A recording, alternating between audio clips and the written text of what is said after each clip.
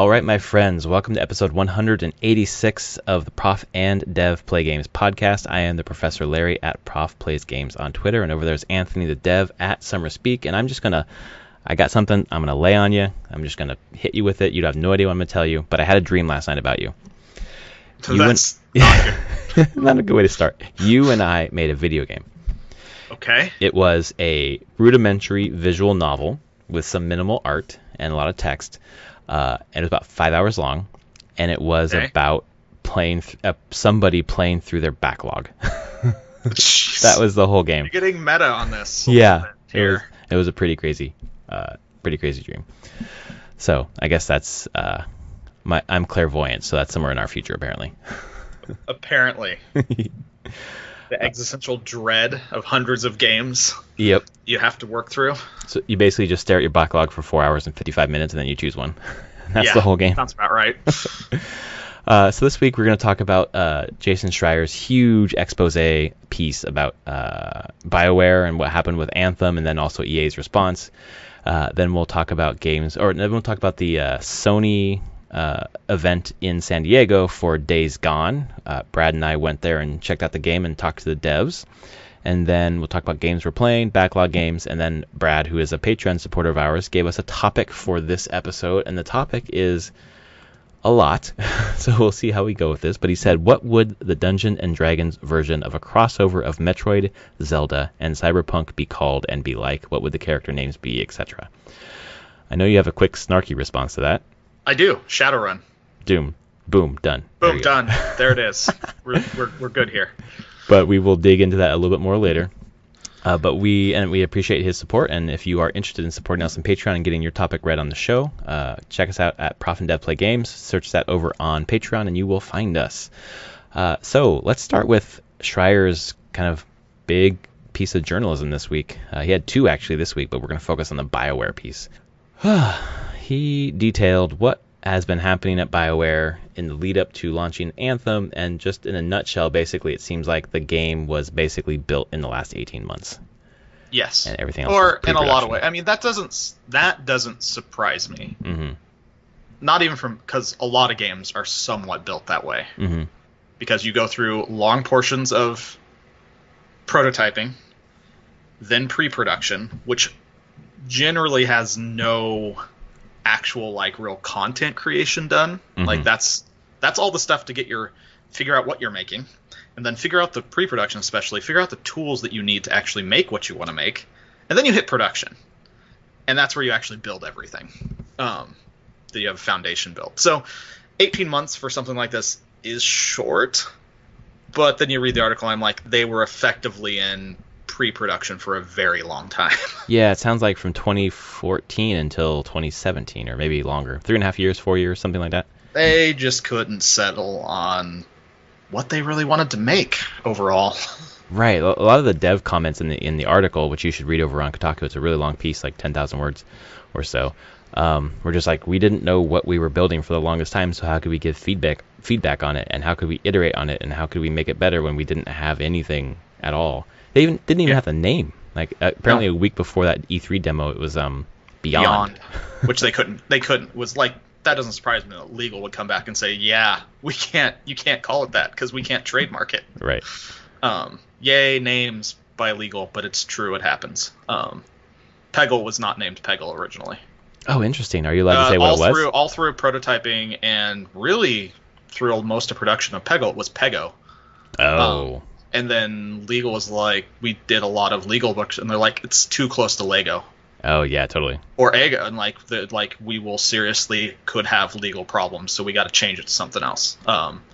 Plants vs Zombies was Lawn of the Dead. I remember that. That's such a great name. They couldn't get the right because of something of the dead. You have to get legal sign off by Romero. Basically, Romero's lawyers. Uh-huh.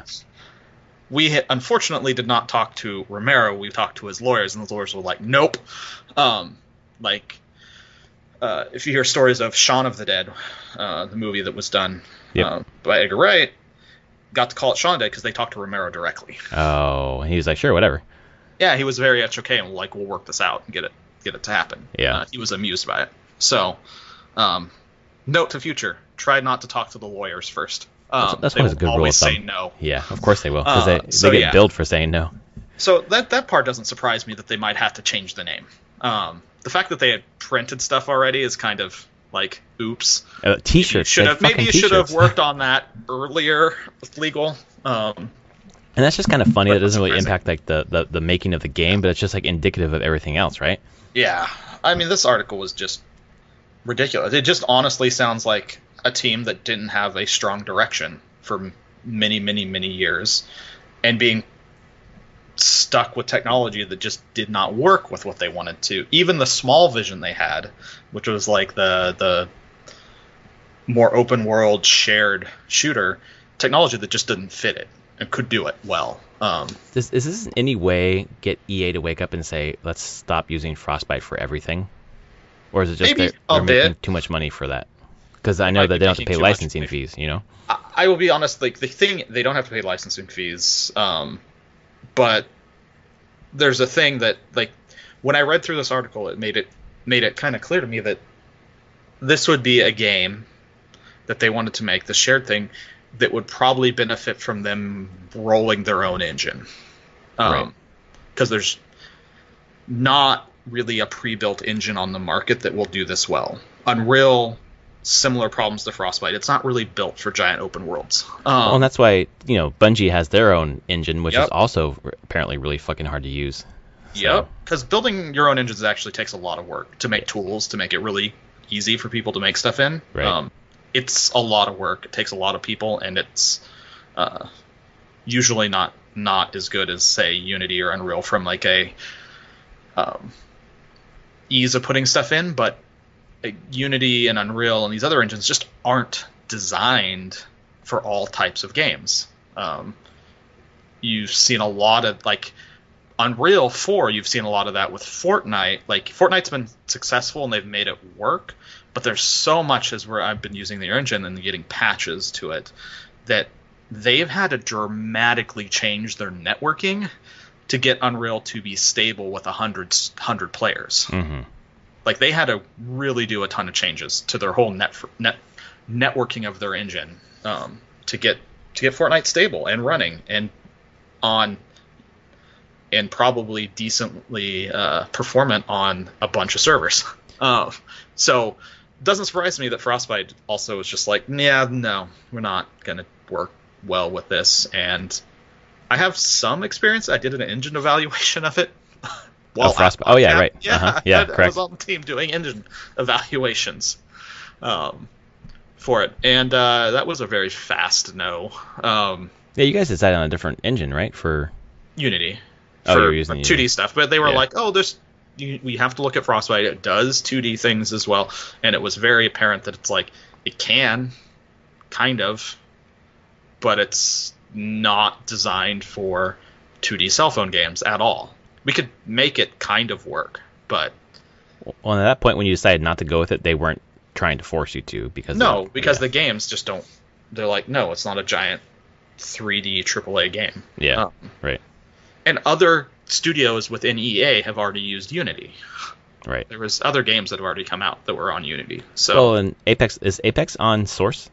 yes, Oh, Apex yeah. is Source, but they don't push Respawn to use anything. Yeah. Why does Respawn special? Just because they're purchased so late? They were purchased late. They're not Yeah. going to make anyone switch. If they're going to start building a new game, they probably would have to use Frostbite, or to a point. I could also see people internally being, if they really didn't want to, trying to do that fight. Right. And maybe But, winning it at this point. And maybe winning it. Yeah. But it just, like, from this Bioware, it doesn't sound like anyone even made the fight here. They were just like, nope, we use Frostbite. That's what we have to do. Well, and they were if pre-pro was so long, by the time they get to the point where they're doing production and they said, they have settled on Frostbite, by the time that the problems rear their heads, I think they're staring down a barrel of, like, we have to release this in 18 months. Yeah. Or even less. They were supposed to release it last fall. That would have been even like 12 months. They Yeah. had like a 6-month reprieve, and we still got whatever we got. Yeah. I wonder how they can come back from, like, a lot of these other shared world shooters, like I think even Fallout 76 is making a bit of a resurgence now, but I think of Destiny 2 specifically. with time it came back. Is the foundation so fundamentally fucked in this game that it would be hard to have like a reboot of it? I would never say never, but there's a good chance that it's not going to be anytime soon. Yeah. It's a game that fell off our radar so quickly. Everyone's radar. Because, well, then you also have to think, The Division 2 came out, a month later? Right. And it's a far superior shooter-looter than Anthem in all ways. Looter. Shooter-looter. Borderlands 3 got announced, and they used the term, the original shooter-looter. Uh-huh. Well, and that's not going to be... I mean, at least Borderlands 2 was just co-op, right? It's co-op, and it's going to be the same way. They're not... Yeah. They're like, screw this crap. People just want to run around with their friends and, like, watch loot pinatas happen and get cool things and get cool guns, and we don't have to balance it for, like, multiplayer. Right, exactly. We can just have fun. Yep. But I don't know. There's a lot of this that rings true, reading this article, that rings true for just being somewhat part of EA. But it's not even EA. It's being part of a giant company, especially when they're talking, was it Soderbergh in here? I don't think I saw that part about Soderbergh. It was the part when they were talking about the dude from EA. I can't remember. Yeah, Sutherland. Yeah, Patrick the guy Sutherland. from DICE. Or not DICE. I guess he was from DICE. No, he is... he was the senior vice president or whatever. Yes. And he's gone now. He retired or whatever. Yes. And he first saw it and was unimpressed with what Anthem? They were showing. Yeah. Yeah, right. And then they're like, oh, well, we got to make a special build for him to try to impress him. And that's when they put flying back in, and he loved it after that. But I will tell you, a key part of these giant companies is you have to sell your game to the executive team. Right, because if they aren't excited about it, you're not going to ever get this game out. And how does that work if the executives aren't gamers? It just what it is. Yeah. Yeah. I mean, I guarantee that. But here's the thing: none of them are also going to give it more than a half an hour of playtime. Right. Ever. Like, so it better have a very good first impression. Yeah. It's what it is. It's and I wouldn't say that's just EA. Then that's pretty much probably all major studio. Activision Blizzard probably is very similar. And you think so? Activision Blizzard. Let's look at them for a second. Sekiro just came out, and that's published by them. They don't have to get the execs to greenlight things along the way there, right? They just trust them to do a product. They I mean, who knows what the deal was, but basically, From pitched them an idea of a game. They're like, oh, From's probably sold very well. Good. Let's help publish this, finance it in some ways, and then there's milestones that they have to meet. But I don't know how hands-on Activision Blizzard would be in that whole process. Yeah. They would just set down, like, here's our milestones, here's what you agree to hand off on what day, and get your payment. Right. Your advance. So that's probably as far as it goes, and then getting to use Activision Blizzard resources for internal distribution and stuff, like play testing along the way. Oh, I see. Probably, okay. Yeah, and then distribution, of course, and all that marketing. Yeah. Especially in the West. Right. Because I think it was only the West that got Activision Blizzard. Someone else published it in Japan Probably and such. Yeah. That makes sense. Yeah, it's just the more that I read into it and think about it, this situation with Anthem. I obviously came to BioWare late, and you and Brad and other people were like huge fans of BioWare for a long time. It's just not. It's not the same people. It's not the same people, and it's not the same leadership. Yeah. And that's probably the key thing, is that the leadership has gone off and doing different things. And even this, Casey Hudson, who was the exec producer on the Mass Effect trilogy. He at least had a strong vision of what he wanted for Mass Effect. He started Anthem and then he left. He was gone for most of Anthem's because no one filled the gap once he left. So he was the one really with the vision for it, and then he was gone. Do you feel like him coming back? He was there. He's been there for 2 years now, a year and a half, something like that. Yeah. Basically during the production part of Anthem. Does he bear blame in some way for some of how this came out, or is he basically like trying to like? I think he was just putting out fires. Yeah. Okay. I think he was just trying to get it put back together as best as it can. But yeah. the writing was already on the wall, I'm sure. Right. When he came back. Okay. Yeah. It didn't languish too long. This would be one of those things where they probably just announced it, and it's like, well, we have to do it. But it would probably be one of those games. It's like, this probably should have just been killed. Right. Many years in development. Fine, we wasted all that time, money on this, but it would probably have been best. What started 2012? Let's say 4 years in, just killing it and being like, you know what, we're done. We're not going to do this. Well, it speaks to what happened with that Visceral, I think, with their Star Wars project. If that did get killed and this didn't, like, was that way worse than this one? Or was it just simply something that wasn't going to meet their monetary model? It's hard to know, I guess. It is very hard to know, but I would definitely... I doubt it's purely monetary model, and it's also, like, losing that trust of leadership, basically. Yeah. Also, I think the overhead in San Francisco is pretty high. So. Yeah, it's high. It just basically comes down to, like, looking at they're like, this isn't the quality bar that we want to hit. I will guarantee you that money is part of it. The thing that will kill a game in development long before the money part comes into it will be quality bar. Unless we like, this just isn't meeting what we expect out of this. Right. So, and I mean, that's the other part when selling to executives. You hear about, like, the Visceral thing where it was a game that really didn't feature Jedi and stuff, and the executive team was like, where are the Jedi? Where are lightsabers? Where are the things that people who aren't hardcore Star Wars fans associate with Star Wars? I feel like that's what happened with Battlefront 2 as well, where they weren't going to put in Luke and all that kind of stuff, and they started playing and said, well, where are these characters? Yeah, like, we're following this new female character, but where are the characters? Where's Chewie? Where's Han Solo? And that, I think, from the campaign that I played probably 2 or 3 hours. It just felt very slideshowy. Like, here's this character, then that character, then this character, then that character. And I know other people who've played the whole campaign found some resolution they liked, but it was very choppy for me. Yeah, I can see that. So, I don't know what happens with BioWare at this point. So many people are gone. There's supposedly another Dragon Age being made in there. Right.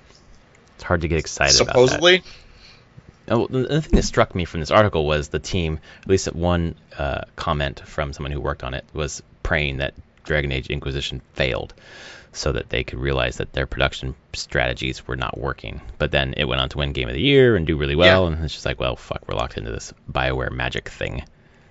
Yeah. Which isn't really true.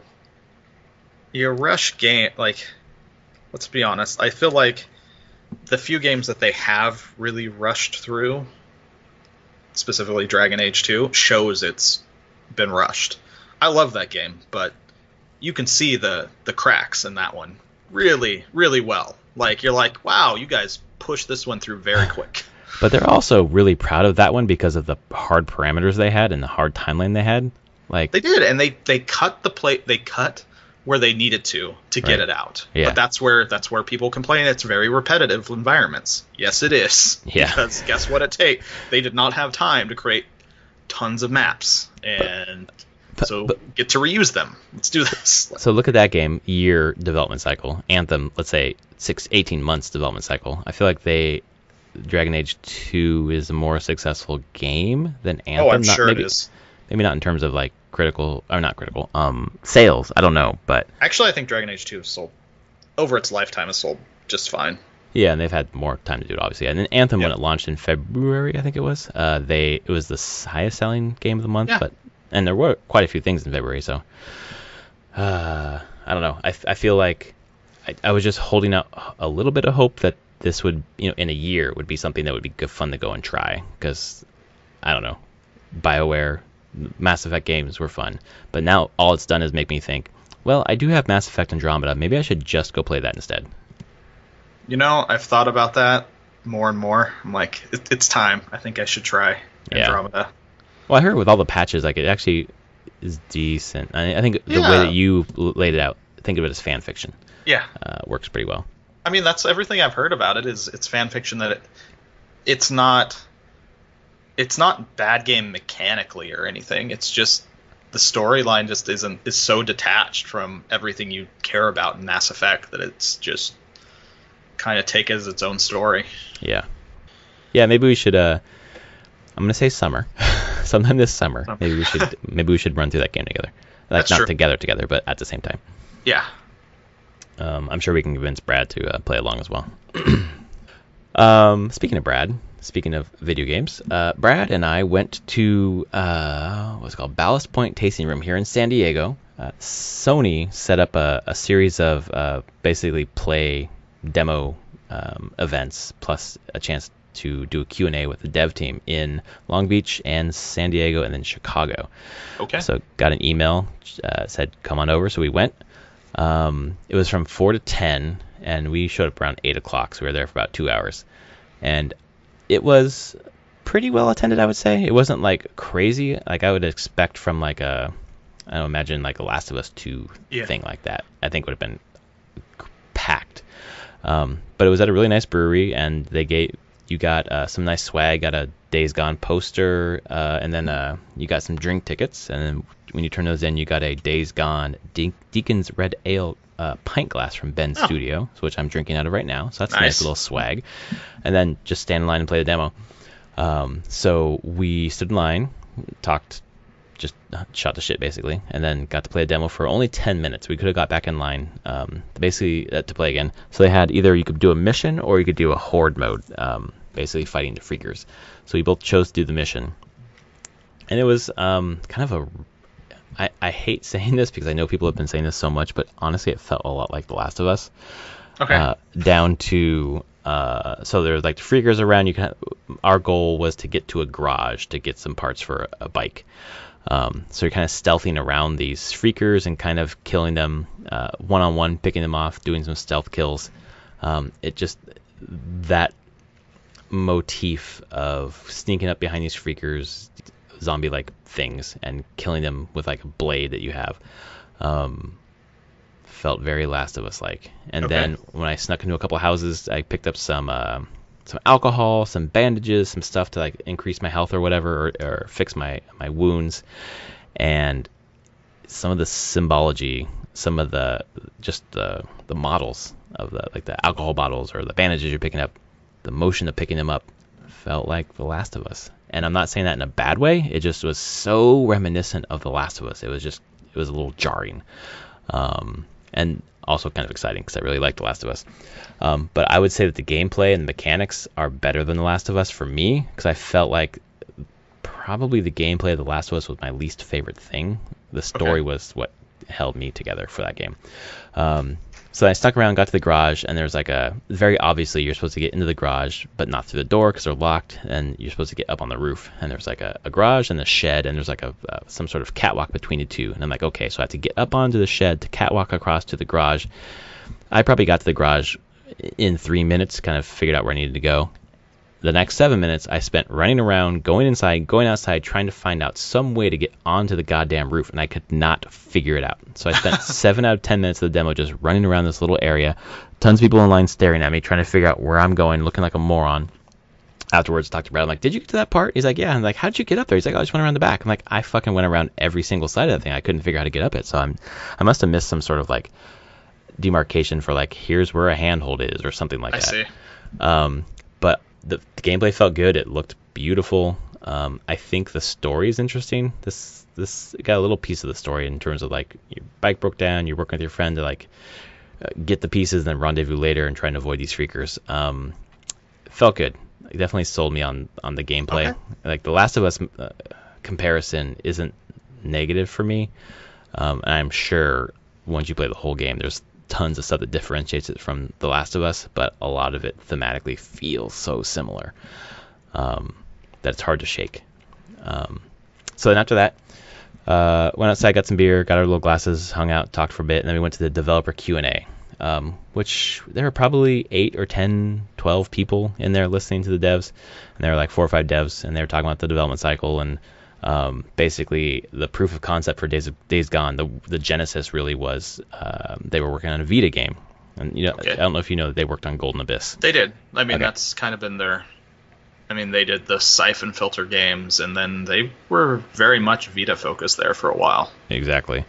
So what they did was the tech to this huge horde of freakers, basically, and then as you get closer to the camera, they start to differentiate themselves, and you can see the individual freakers, whatever. That whole technology that we kind of saw in that first E3 demo.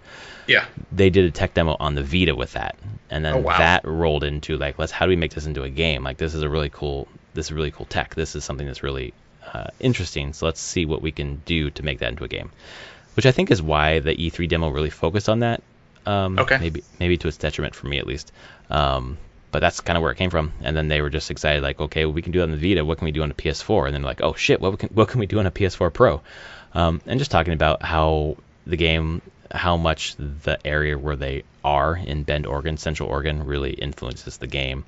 It was cool. Lots of good. I got to ask a few questions. Got to talk afterwards, after the Q&A session, to the lead artist. Oh wow. Chris something, and we talked for like 20 minutes. It was really cool.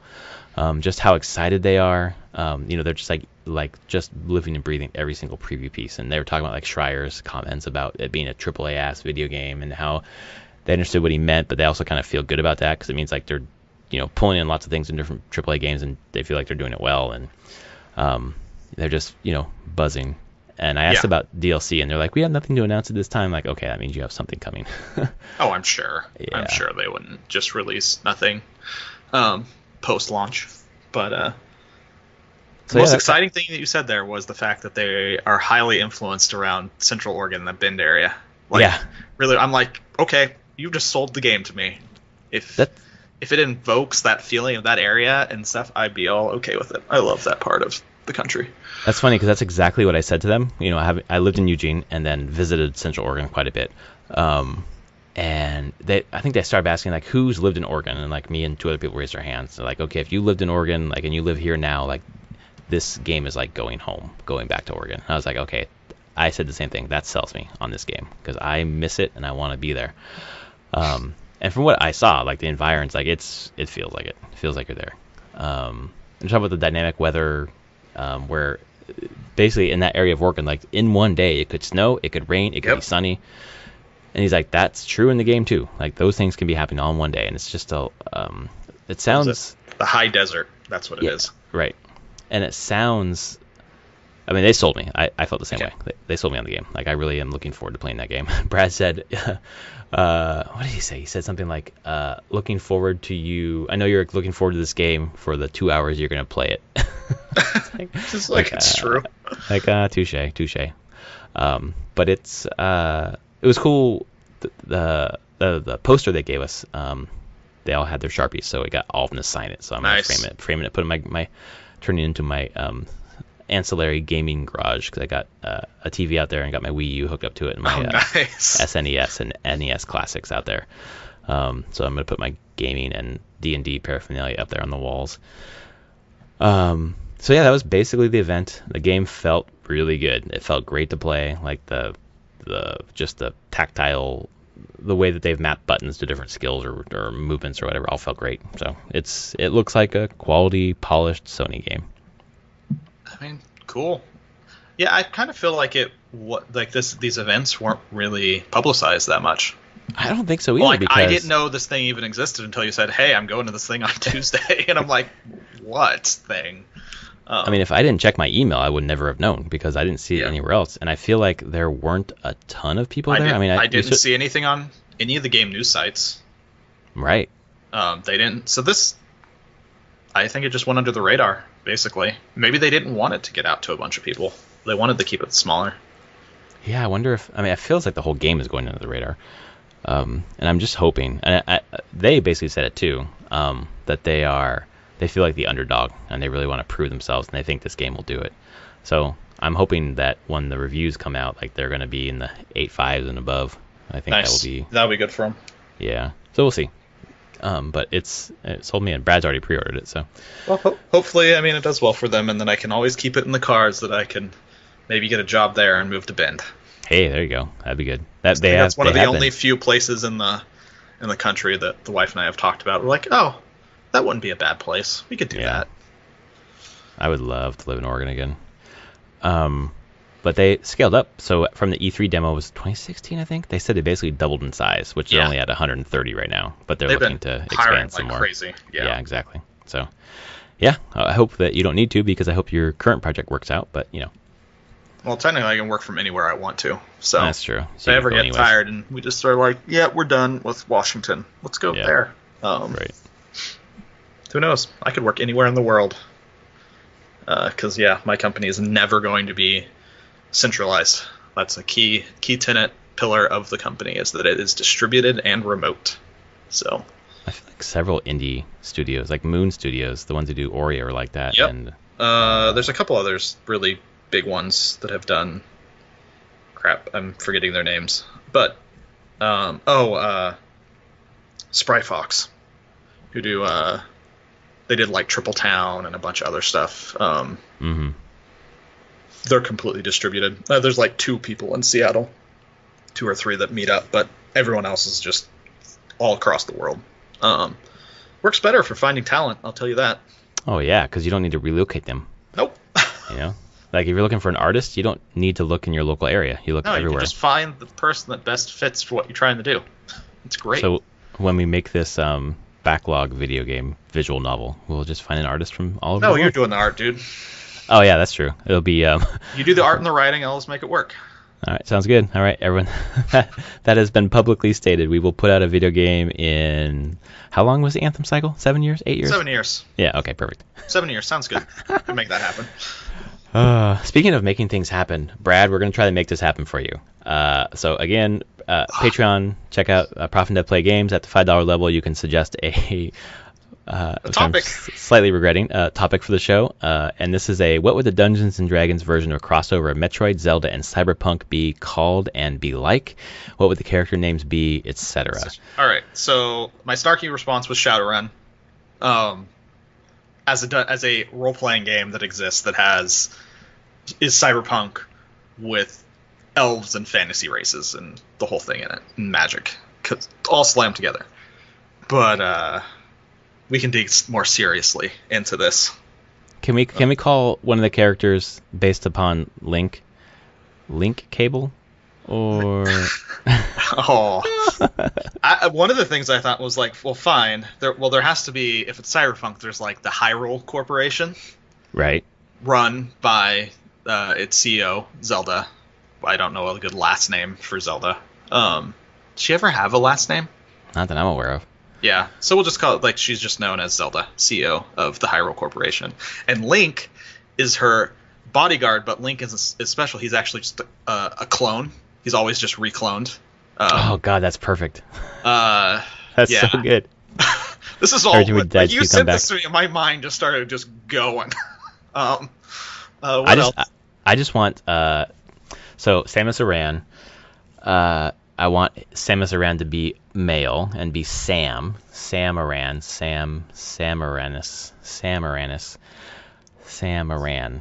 there we go. Sam Anus, there we go. And Sam Sounds Anus really close to anus. Jeez. Runs the underground, right? The dark underbelly of the city, that's fighting against the corporation, right? Could fighting be. Against the Hyrule Corporation. They're fighting, like, because Samus isn't a bounty hunter, right? No, Samus in Metroid, you mean? Yeah. I thought she was a bounty hunter. She is a bounty hunter, right? Yeah. Yeah, she would totally be someone that would just either, or he in this, Sam, would be out for, wasn't that, they could still, be underground, doing jobs for either the corporations or trying to tear down other corporations. Seems about right. I think the game starts with Sam trying to get their armor, their various suit, up and running. There are components that are missing, and they need to do odd jobs to get the credits or the components to build this thing back up. And when they build it back up, they have all their abilities to go and take on the Hyrule Corporation, who stole their something. I lost it. The Metroids. Stole the Metroids, that's right. Yeah, using the Metroids for slave labor. Yeah, there you go. Or exploiting them for power, whole thing. That fits their Cyberpunk Corporation. Yeah, I like that. Yeah. What else is all in there? You You have to have off-world too. Like there would be definitely in the Cyberpunk. There's always that in Blade Runner, at least. There's always the better promise of the off-world. So I mean that'd be really where Ridley and Mother Bray and all that could still be like Zebes or something. Zebes or kind of still more like pirates still harassing off-worlders and colonies. That fits. So would you anthropomorphize? Is that right? Ridley? Would you make them a human? No. Still a That's monster? where I'm like, they can be crazy creatures. Yeah. Like, this doesn't have to be a human only setting. So does the clones of Link and Zelda and Sam Anus all join forces to fight against these space pirates? Maybe not. Probably not. This is Cyberpunk. That's not how this works. Yeah. There is all factions just fighting each other, basically. Right. There's no uniting. There's no uniting. There's no general straight good guy. Everyone's shades of gray. Well, that would fit the Dungeons and Dragons motif, where it's like obviously like all sides of good and evil and lawful and chaotic or whatever. But you're kind of all over the map. Kind of out for yourself. Yeah, like the Sam character seems like a good guy, but also seems like a bad guy. Yeah. And Zelda just seems like a bad guy, but maybe there's a little bit that makes her good. Or who knows what good and evil even means. And Link has no voice. I mean, he just is a clone. He doesn't really do much of anything, have really any personality other than he just is the head of security or something. Does Zelda have a clone of Link in her bedroom in this game? Because if they die anyways and they forget everything. I'm going to say yeah. Why not? Expendable. Sure. Yeah. All right. Ship that, people. But get your rule 49? Rule 39? What is it? Rule 34. Rule 34. Rule 34 that up. I need to get more into my fake porn shit. I don't know. Just, again, log into my Steam and you'll get presented with a hentai game every time. Oh, my God. I know. Every time. I was excited. I'm like, oh, this might be the day. I don't get it. Like, let's see what they're showing me as new games that have been released. Nope, there was one in there still. It's like, oh, my God. Christ, guys. It really is amazing. It is amazing. I cannot believe that playing Doki Doki has such long-lasting effects on the algorithm to me. I can't either, because I don't really feel like I have that many. Although I don't really go through my discovery queue very much, so maybe if I did, I would it's my see discovery queue, and then it's like the bottom. I always like to check like top selling, like what they're promoting to me as the new releases and popular upcoming. Right. More out of curiosity of like, hey, what does it think that I'll care about? Man, does it think I care about hentai games? Are you sure that your wife isn't sneaking in there and buying hentai games on your back? I guess so. But I think so. Is that our D&D crossover there? Although that does sound like a fun setting, though. It does. I would that would be actually a really fun twist on the whole thing. I love Zelda as being like a CEO of a corporation, like, and not really like any cyberpunk corporation, really just out for their best interests and the bottom line. Right. I think that there's a lot there to unpack that would make a pretty interesting game. If some indie studio wants to pick up and make a cyberpunk Legend of Zelda, I think a lot of people would play I'm sure Nintendo would love that. Well, I mean, they gave out a Cadence of Hyrule, so yeah, but that's still pretty nice and shiny. Correct. I don't think they want to go anywhere approaching Grimdark or Shades of Grey with the morality of the Zelda franchise. That's why we won't see Scorpion or Sub-Zero in Smash Brothers. Pretty much, no. Brings up Mario to fatalities. They've put some characters in there that still surprise me. I mean, Solid Snake is a bit surprising. That is surprising. That's true. Actually, I should say that's the only one that really stands out to me as like, oh, okay, you just straight up put someone who is not nice at all. Right, and like all the weapons, guns, bombs, grenades, whatever else. Before we move on to the next section, I do want to roll through my discovery queue just to see what I get. I got Risk of Rain 2. I got Sekiro. I got Totally Accurate Battle Simulator, whatever that is. I got Tropico 6. I got all Outward. The new things. Yeah. Outward. I got Generation Zero. I got Ring of Elysium. I got Unheard, which is a horror game. Visual novel horror game. I got Baba Is You. Nice. Which we're going to talk about pretty soon. That's a good segue. I got something that's completely in Chinese. That's great. Probably hentai. It's actually a guy with a sword, but maybe. Let's see. This is Devil May Cry, and there's one more, Devil May Cry 5, and the last one is Paladins. Okay. So Yeah, no real hentai. I'm kind of disappointed there. But Baba Is You is a good segue to get into what we are playing, and I am playing Baba Is You on the Switch. Bought it a couple days ago. If you don't know what it is, it's basically a puzzle game that basically the grammar of the programming almost is on the screen. There are sentences. You have the subject, and you have a verb, and you have some sort of adjective, something that stands in for an adjective, like Baba is you. So then you're Baba, which is like a white sheep on the screen. But each word is a tile that you can move, so you can replace Baba with anything that you have on the screen. So replace Baba with crab, and then crab is you, and then you're a crab running around. The way this game works, it's just like mind bending, where it just presents you with rules basically. Like, main thing is to touch something and you win the level. Like flag is win, so if you touch the flag, you win. You can replace flag with Baba or whatever else, and then that thing becomes win. And if you are the thing that is win, you automatically win. And there's just different ways to play with the rules, and as you keep going, it introduces rules.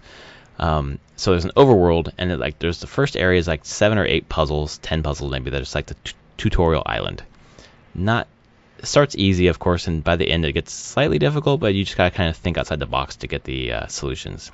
Then you get off the tutorial island to like the first main area, which is like this underwater themed puzzle room with like 14, 18 puzzles. And Jesus Christ, it starts to get hard pretty quickly just because it starts fucking with you. You'll look at something and you'll say, oh, you need to do X. And it wants you to think you should do X. And you do everything you can to do X, but X is not something that's possible to do. And actually Y was the answer. And you are so focused on X, you don't think to look at Y. And there's like some things where you're inside of a wall, basically. And you've been taught that you can't go through walls because the rule is wall is stop, which means you can't go through a wall. It stops you. Well, when you get to this new one, the solution is just to go outside the wall, but you don't think to try it because the rule's always been wall of stop. But if you stop and look at every rule on the screen, there's no rules about the wall. So then you can just go outside the wall. That's funny. It's crazy. I've never played anything like it in terms of puzzle games. So I got stuck, and when you get stuck, you have 3 or 4 puzzles open to you, and if you can't do any of them, you're kind of stuck, and you have to walk away and think about it and come back or whatever, But I decided to introduce it to my wife in that period, and I sat down with her, gave her the controls, and had her run through some of the tutorial islands, and she really enjoyed it. And she's like, "Man, my brain is itching a part of my brain that I haven't used in a long time." And then she was like, "Oh, my brain is hurting." And then she said, when we were done, because she had to go do laundry or the baby was crying or something, she was like, "When can we play this again?" Like, well, how about when our baby goes to sleep? So as soon as baby went to sleep, we sat back on the couch with the Switch handheld mode and played for an hour. And went through a couple more tutorial islands, showed her kind of the mechanics, and got her, basically playing along with it. But I'd give her hints every once in a while if she needed some sort of hint. But to be honest, her instincts were really accurate of how to beat it. She just didn't know how to physically do it because she's not used to playing video games very much. So even like, which button is up kind of thing. And then she got the hang of it pretty quickly. So then when she rolled through those, then I took her to the place where I was stuck at. I was like, I have no fucking clue what to do here. What do we do? She looked at it a little bit, and she's like, oh, try this. Which basically, let's say, for example, in this one, it was like key, push, key, open, and then 2 is's. So you could either do key is open or key is push. So if key is open, the key will open the door. Or if you say key is push, you can push the key, but it doesn't open it. And I was like, I can't figure out what to do here. And she's like, how about you just make a cross? So horizontally it says key is open, and vertically it says key is push. And I was like, oh, so you can do both at the same time. And that was it. That was the solution. So there's a couple times where I was stuck, and just having her from a different perspective helped us get the solution, or vice versa. She was stuck, and I had my perspective. So it's quickly become a game that we play together. And that's cool. It's a pretty magical experience today. I really enjoyed it. I have heard that it works really well playing it effectively couch co-op. Yes. Just trying to work through, like, a couple coworkers who have it, them and their roommates will sit there and just spend hours just playing it, working through problems, trying to solve it. And they say it gets really hard.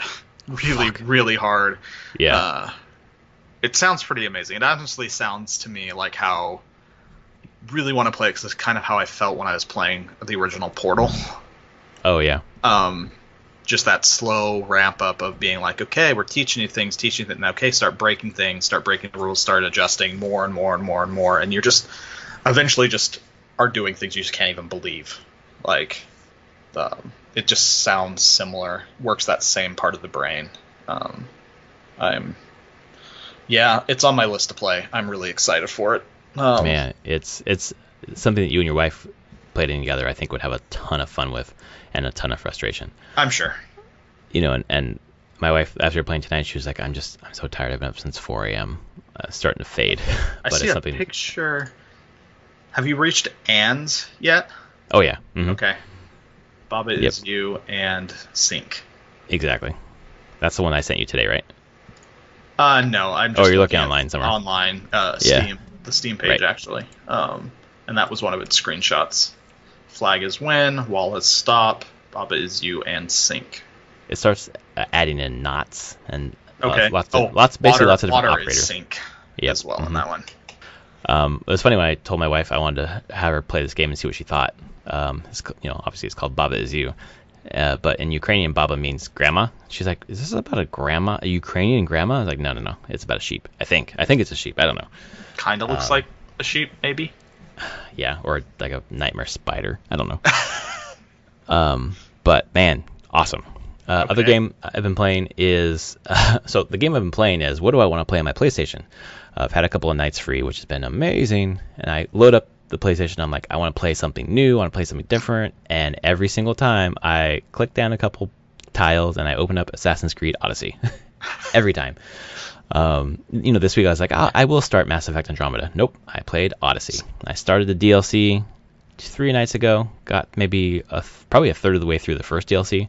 Super compelling story. It starts immediately with Darius, this old or I guess the first assassin, whatever. And there's a bunch of different tasks that are really varied. One was going to a marble quarry or something like that and finding someone to talk to. Another one was just killing all these sheep. Wolves. Killing all these wolves because the main bad guy's a hunter and we're gonna cull his flock basically or whatever. And then tracking down new, basically our cultists. It's 7 or 8 new cultists. So all that's been pretty fun. And then the second night I loaded it up, I started to do the main quest, and then I got sidetracked with quests from the base game. I finished the Phidias quest. I just happened to be on the island where the last statue was. Did you finish that quest? Yeah. I didn't realize he died. Yep. Damn. Did not spoil it for you. Yeah, thank you. I finished that. Got the daggers, which looked to be pretty cool daggers actually. I don't know. I just fucking love that game, man. I really do. It's really good. Did you see the rumors on what the next one is? Oh yeah, we should talk about that. Vikings. Yeah, I like that. Basically, they teased it or spoiled it, whatever, in Washington. Division 2. Yeah. It was a poster a Viking with a with a piece of Eden. Piece of Eden, yeah, exactly. And then Jason Schreier was like, "Yep, that's where it's gonna be," which sounds fucking great to me. I'm for that. It would be. Hopefully, it's similar to Odyssey in its openness. Oh, it's got to be. I can't see them going back. And then, honestly, just running around as a Viking sounds pretty awesome. Yeah, I'm ready for that. Actually, I'm not ready for that. I still have so much Odyssey to play. I assume they'd keep the choice of male-female protagonist. I would hope so, but I thought about that. Could be a Valkyrie. Oh, yeah.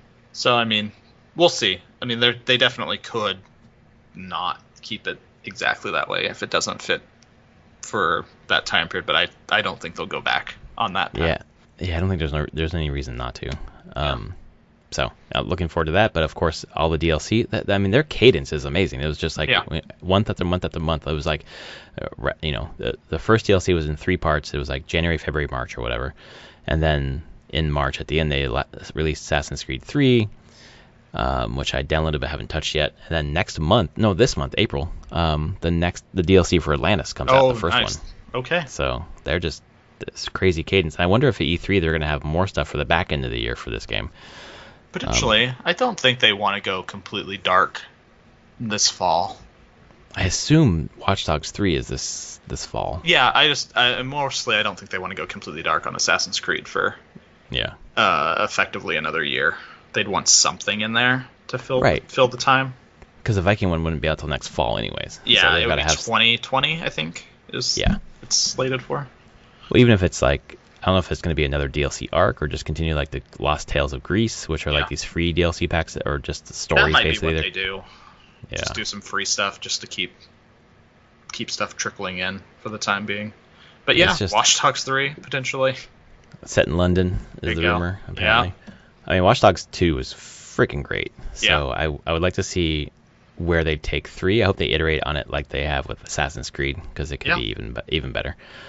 And then I played my backlog game, which is basically Massive Chalice on the Xbox One. Oh, okay. Which is a turn-based strategy game, basically. It's a little bit of a cheat because I played it for about 10 minutes in 2014, and I decided I don't care. I think I did like the tutorial, so I did technically touch it earlier. But I played maybe an hour and a half, and it's actually pretty cool. Like the tactic stuff, the strategy part, whatever, is fun. It's, positioning your guys on the board and figuring out how to attack the enemies best, and clearing up the fog and seeing how many enemies there really are. But then you go back to the home base basically, and you're looking at your kingdom, and you set up like projects, like you're building different kinds of buildings, you're recruiting people for your army, you're marrying people, they're having kids, you're training them along a really long timeline, and you hit right trigger to fast forward the timeline to get to the next thing you wanted to build or whatever. And then as you're doing that, like this dark forces or whatever are attacking your kingdom from the outside. Okay. And then you're bringing your army, you're selecting which of your units you want to bring out to defend that part of the land. And it's basically like this push and pull of like expanding out and building. And the further out in your territory you build, the more benefit you get, but you're more prone to attack. So it's like risk reward. And the end goal is to survive X amount of years, basically. And at least I think that's what the end goal is. And I really liked it. Cool. I think it's like a 5-year-old game now, but it's fucking really fun. I think I own it on somewhere. Probably. It probably is in my backlog somewhere. Steam. It's a Double Fine game. It is Double Fine. Let me see. Do I have it on Steam? I do not have it on Steam. You must have it somewhere though. I'm pretty sure I have it somewhere. I think it's a game that you would find interesting. I'm not sure if you would hang with it longer than a couple hours. Yeah. But I think you'd find the mechanics pretty interesting. Not so much the battle mechanics. They're good. They're just kind of what you've seen in other games. Yeah. But oops, sorry, I banged my mic. So that's what I've been playing, and that's my backlog. So let's move over to start with my backlog, which was Sunless Seas, which I have never played. So a game just came out called Sunless Skies, which is a sequel to it. But Sunless Sea, I had kind of heard about it. I didn't do a ton of deep dive into exactly what it is. Clearly bought it at some point. So it is what's the setup of it? You are a captain of a ship in fallen London. And clearly something crazy has happened to the world and stuff. And there's monsters and creatures of the night. And there's it's really a kind of a foreboding game, but it's a 2D game where you're looking top down at your boat. Your boat has cannons, and you have a crew, and you have supplies and resources, and I didn't know what I was getting into. It's a roguelike. You will die. You will die, and you will die horribly. Or you'll just run out of fuel and supplies and starve to death. That also happens. The developer is called Fail Better Games. That's interesting for a roguelike. But it's has. I don't think I played it for about an hour, and I was definitely at a point where I was just like, I am not in the mood to read as much as this game wants me to read. It has a lot of text everywhere, and there's a ton of things that you get and lose, like from any type of conversation. Anything you do, it gives you tags or special things that then interact with other things. The game's immense in that regard. I wonder if I own this. I'm checking my library right now, because the pictures I'm looking at right now look really familiar, and I definitely do not own it. Never mind. But I'm pretty sure Fallen London was a game. by Fellbetter, right? A browser-based, it was a browser-based interactive narrative game. And it was this weird. I had friends who played this, and it was this weird, like, just straight up narrative, like type in stuff. It kind of reminded me a little bit of old Muds and Mushes type. Oh yeah, world. Like it had that kind of vibe to it within the browser. And then Sunless Sea is set in the same world, but clearly the people that made it, Fellbetter, really like the writing. Really like lots of writing, and I just wasn't up for that much reading. So is it like a little bit too self-indulgent, or is it good writing? It's good writing. It's just a lot, and there's a lot you need to be reading through, and to I think have good outcomes in the game, you need to be paying attention to what's being written and what's being told to you, because it's important. Right. It's important. Mm-hmm. Things it will affect what you want to be doing. I think I want to go back to it again at a later point when I can give it more time and more focus. But there's not really a tutorial. It just throws you in the deep end. Figure it out. Experiment, die, rinse, repeat. It is I'll go back to it at some point, but not right now. You didn't immediately delete it from your hard drive. It's not the reading you want to be doing. No, not right now. Yeah, that makes sense. What else have I been playing? I mentioned Borderlands 3 got announced. Mm-hmm. But the other thing that got announced with Borderlands 3 was Borderlands Game of the Year Enhanced, which I got was free if you owned it. Yeah, I did, and it showed up in my Steam library. I was like, sure, let's see what this is. How'd it look? Looks great. Looks fantastic. I mean, the thing with Borderlands is that the art direction of it is so distinct in its cell shading and everything that even the old... I loaded in both versions. I have the old Game of the Year and then the enhanced version. I just wanted to see... Played the non-enhanced and then played the enhanced just to see. And the enhanced is clearly graphically better. But I will tell you that the original Game of the Year version, Borderlands, doesn't look bad even this many years on. Like, it just has such a striking art style that it doesn't age poorly.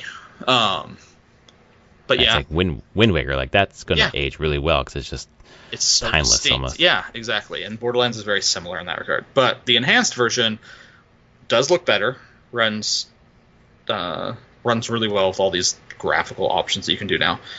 But man, the quality of life stuff that they added to the game.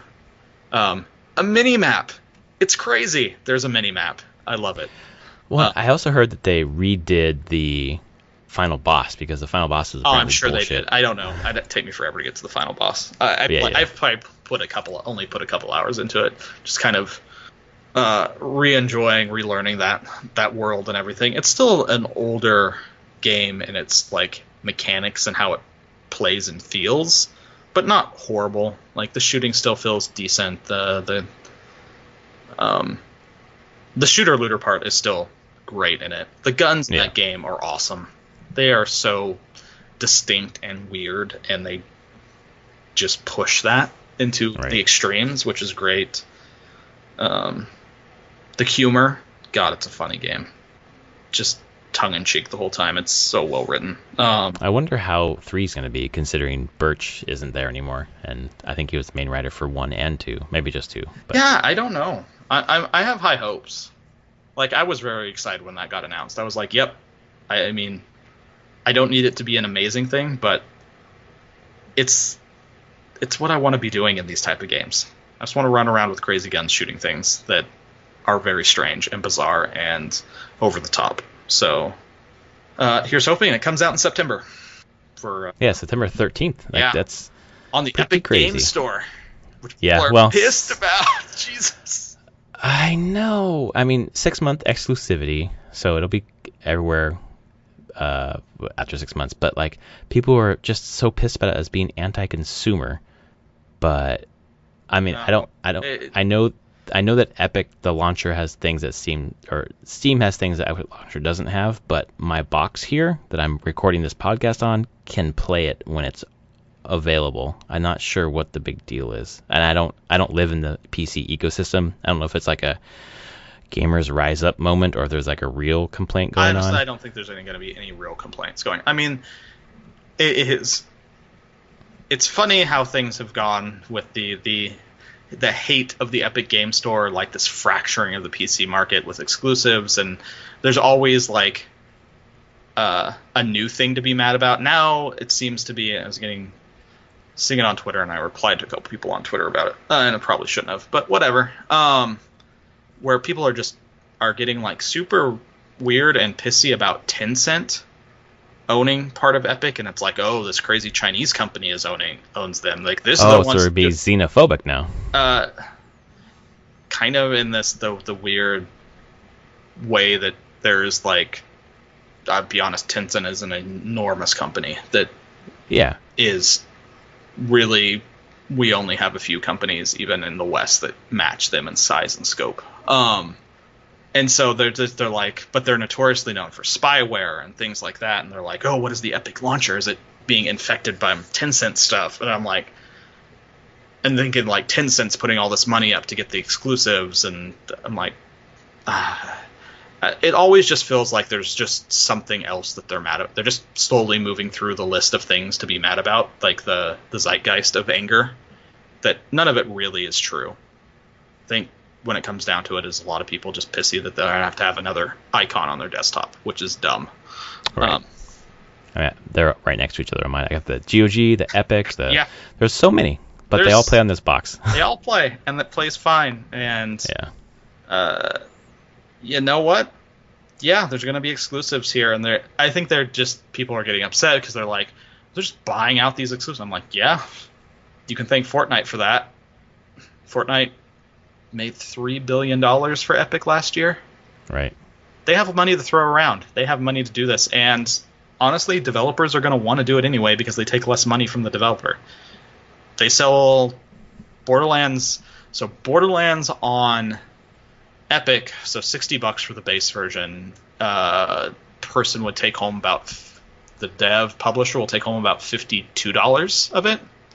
Right, compared to $40 on Steam. Yeah, I mean, I don't really think it's that hard. It doesn't take a lot of convincing. It's fucking devs business. And publishers to be like, hey, we'll even make it better for you by throwing some more money your way to be exclusive on our platform. Right. So all those people that, honestly, it's probably a vocal minority that are complaining about the Steam Epic Store thing. Everyone who wants to play the game when it comes out in September is going to get on PC, is going to get on Epic. They're not going to wait. They don't care. And they're going to make a buttload more money off of it that way. I feel like people have complained a lot about how Steam is, like, not monopoly, because obviously other options. They are monopoly. Like, no. How does that work? There are other options, but they're not serious competition. Yeah, there's no one that, I mean, Steam is still like 90% of the market. Right. So, I don't know, obviously, like, the people who are complaining about this are not the people who are complaining about that, but, like, this is a real competitor, and I just don't see, I don't know, I don't play on the PC enough to really care if I'm playing on Steam or on Battle.net or on Epic. I just don't care. Like, they're on this box, which is kind of nice about PC. You can just have a ton of different, like, backwards compatibility, quote unquote, on a PC is pretty rad. So yeah, I don't know, much ado about nothing in my head. So yeah, I mean, that's where I've been going. But I did play Borderlands Game of the Year Enhanced, and nice. Still great. It's a fun game, looks amazing. I kind of wish a lot of the other shooter looter stuff, even the open world ones, would take a more serious look at the systems Borderlands has in it. Because I think they could be adapted very nicely to those other games and would provide a more enjoyable player experience. But what do I know? Yeah. I don't make those games. But you are a dev. That's why you're one half of this amazing podcast team, because you know all that technical shit that I don't know. I think that probably brings us to the end of our podcast, unless I'm forgetting something. No, I think that's about it. Play anything else? Oh, I did. I should actually say, because I'm our resident, I will play mobile things just to see. Uh-huh. Elder Scrolls Blades. Oh, what do you think? It's empty. Oh. That's how it feels. Like, it's everything of free-to-play mobile. It has wait timers to do, unlock things, do things, but the actual gameplay is very empty feeling. Mm-hmm. Yeah, Is this a beta or is it out? It's beta. Oh, okay. Which is actually weird. It actually calls itself early access. Huh. Beta/beta. It's like something that iOS Apple never let people do back in the day. You could never. They're like, no, if you're gonna put it out, it's a release game. Yep, You don't release, have to call it beta. That's not what we do, but they get to. So right. Times are changing. But yeah, that's my whole thing. It just feels empty, flat. Not like horrible at all, but it's not what I call a super compelling game loop or experience. Yeah. Not setting the world on fire. No, game. not really. At least so far. Oh, hopefully they will turn that around. I don't know. It is beta, so who knows what they have to, what they'll be adding or adjusting based on actual people playing the game and giving feedback. So, right. But yeah. Well, I guess this will be the last podcast for a while that we're not talking about Game of Thrones because that launches next Sunday. It's a week from today, isn't it? A week from today. So I'm not sure how we're going to adjust our podcast schedule. But I think we're both excited about that. And judging from the premiere, it sounds like shit happens. I'm sure the premiere, like how many people die in the premiere? I expect that there's at least some character death in the premiere. Man, if it's fucking Tyrion. It won't be Tyrion, but if it were, oh my god, I think I'd walk away for a while. Oh god. I think no one sits on the throne at the end of this thing. I think that throne is just razed to the ground. Well, doesn't it go back to Daenerys' vision? Where she saw, like, basically the Iron Throne covered in snow. Yeah. And, like, I think that's basically how it everyone just dead. Like, It's just a ruin. Yep. This does not have a happy ending, I think. Yeah, probably not. Probably not. Or it has a... Would be. It's not a happy ending for anyone here, but future generations is a happy thing. Yeah, and I think Martin has said many times, although this is maybe not Martin's ending, who knows? Bittersweet. That's what you should be thinking. It's going to be bittersweet. So, oh boy, yeah. Next Sunday. Oh man, we're in it. I'm going to have to watch parts of season 7 before it starts just to remember a few things. Although there are recaps online, maybe I'll check one of those out. Yeah, I've been noticing people doing like the quick recaps of each season. Yeah. I need to check. Probably get myself refreshed on the last season because it has been 2 years, hasn't it? Yeah, it was 2017. Yeah. It came out. Okay. Yeah, I should get a refresher. Man, okay, it's happening. Yeah. Holy shit. Yep. We will report back spoiler-free next time we talk. Until then, this has been episode 186 of Prof and Dev Play Games. Please check us out on Patreon, Prof and Dev Play Games. He is on Twitter at SummersPeak, and I am at Prof Plays Games. And we will see you next week when we are going to be talking about the next Nintendo Direct. Yeah. The next State of Play. Something big's going to happen. Always.